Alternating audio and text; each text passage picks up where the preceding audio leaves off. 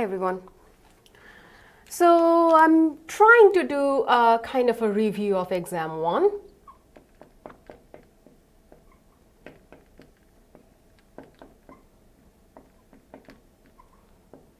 Now do not think, people have this misconception, review means whatever I do here is what you will expect to see in the exam. That's not my reviews, okay? Review means really reviewing the topics, understanding or trying to remember all the different concepts that you have learned.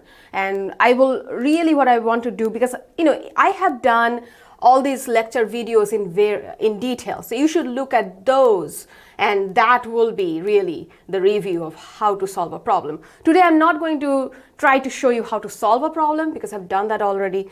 Today my goal is to mainly, like I said, remind you of certain important concepts.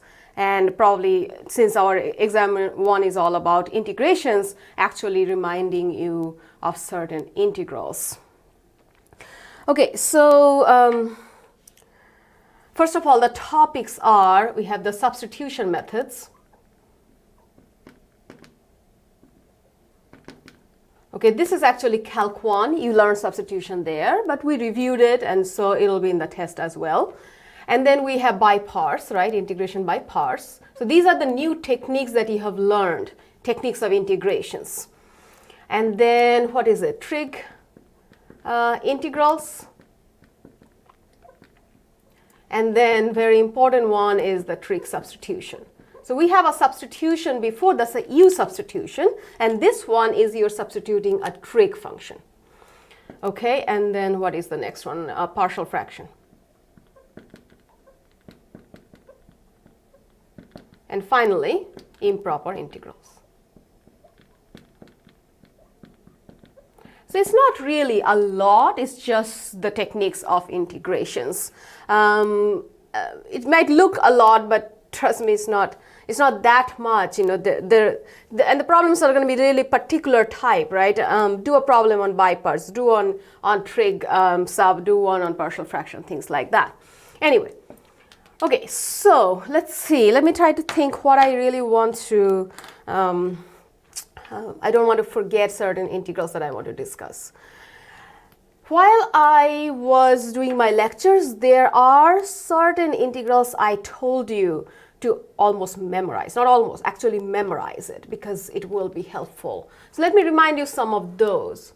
Okay, so one of them is the secant x.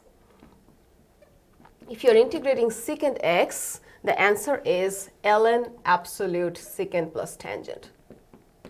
This is actually a problem that is done by a substitution method, but there was a technique. I don't know if you remember the technique. I can quickly tell you. So you have the secant x and you're multiplying and dividing by this function secant x plus tangent x. That's where this is coming from. See that answer? Because this denominator will be the u for the u sub, and the numerator will become the du when you did this. Okay? And then that's how we got the answer. So it's du over u, which is the ln of u. So please try to remember that. Like I said, it'll be helpful, okay, if you do. And let's see, how do we do secant square x? So there are certain integrals that are very, very easy, right? Secant square is one of them. Why is that? Because it's a direct derivative of a function. Whose derivative is secant square? Tangent x. So you understand that if you want to do really well in antiderivative, you really have to know the derivatives as well, okay? And then it's very easy. So for example, if I ask you integral of secant x tangent x, it's a direct derivative of secant x, right? Okay, so one other thing about this. Now, we handle these functions and then they're twins, as I call it. We don't talk about it, but it's so obvious what the twins will do that if you remember these ones, their twins will follow similarly. And what do I mean by that? What I mean by that is, instead of secant square, what if you had cosecant square?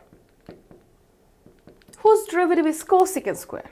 Well, tangent derivative is secant square, so cotangent's derivative will be cosecant square. But if you remember your derivatives, there is a negative sign. All the trig function that starts with a c, cosine, cotangent, cosecant, their derivatives are all negative. See, it's how easy to remember that, right? So your answer will be negative of cotangent x here. And what is this one's twin then? Well, secant, turn it into cosecant, tangent, turn it into cotangent.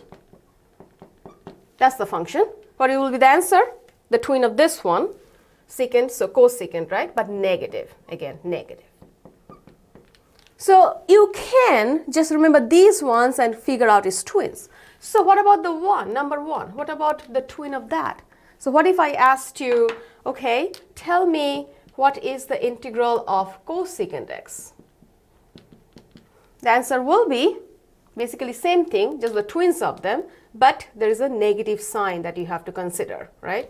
So it'll be ln of cosecant x plus cotangent x. Now let's think about it. When we do the derivative, what do we get? The ln, the derivative is 1 divided by this guy times the derivative of cosecant plus the derivative of cotangent, both of which will be a negative. But we don't have the negative here, so you need to put a negative here. See how you can manipulate a little bit? Again, you have to be very good at finding derivatives.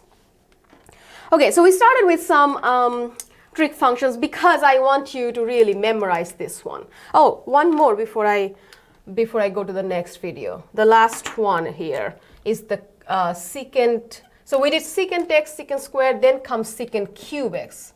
Again, I'm trying to remind you, secant cube x can be solved by integration by parts. Secant and secant square, u and dv, okay? And this is another one I said if you can memorize the answer, you will see it will be useful.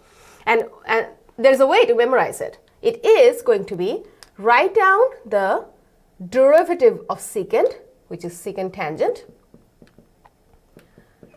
plus the antiderivative of secant, which is right here, ln of absolute secant x plus tangent x, and then it's the average of that, those two. So this plus this over 2. It's a way to remember it, right? We always try to find patterns in mathematics and try to memorize that way. Now, why I keep saying that it will be useful to remember these functions? Because if you recall, when you are doing problems on trig substitution, remember how long those problems can be? You first substitute a trig function, then do the dx, and then simplify, simplify, simplify, and then the integral turns out to be one of these type of integrals that you have to solve.